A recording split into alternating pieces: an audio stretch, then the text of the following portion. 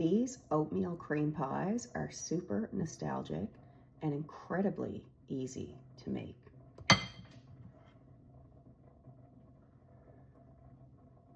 1 cup of softened butter, 2 eggs, 1½ cup of brown sugar, 1/4 cup of granulated sugar, and 2 teaspoons of vanilla extract that I have measured with my heart. 2 tablespoons of molasses as well. Get all this mixed well. Molasses smells so good. 2 teaspoons of cinnamon, 3/4 teaspoon of baking soda, 1 2/3 cup of all-purpose flour. Mix on low speed until almost all incorporated.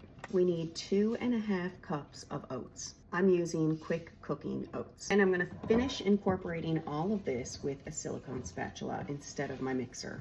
I'm using a medium cookie scoop for these, and I'm gonna start dropping them onto my cookie sheets. These are gonna bake at 350 degrees for 9 to 11 minutes. When you notice those edges start to form, it's time to pull them out of the oven. These are gonna sit here on the cookie sheet for another 2 to 5 minutes before I remove them to a wire cooling rack. You want those cookies to be fully cooled before you start to fill them. For the filling, I've got 3/4 cup of butter, and I've got that mixed a little bit with my mixer before I add the next ingredients. Half of this 454 gram container of marshmallow fluff.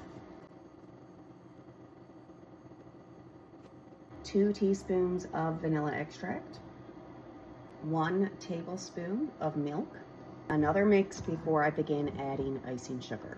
I'm going to use approximately 2 cups in total, but I'm going to add that gradually. I've only got about 1 1/4 cup of icing sugar in here, and the taste is perfect. The consistency is a little thick, so I'm adding 1 more tablespoon of milk. When you're content with the taste and consistency of your filling, you're ready to start filling these oatmeal cream pies.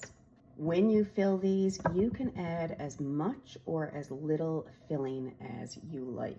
I'm gonna add a little bit more because, you know, I'm an icing kind of a girl. When you're adding the filling, add it to the bottom side that touched the cookie sheet. Then when you add the next cookie, same thing, the bottom side that touched the cookie sheet.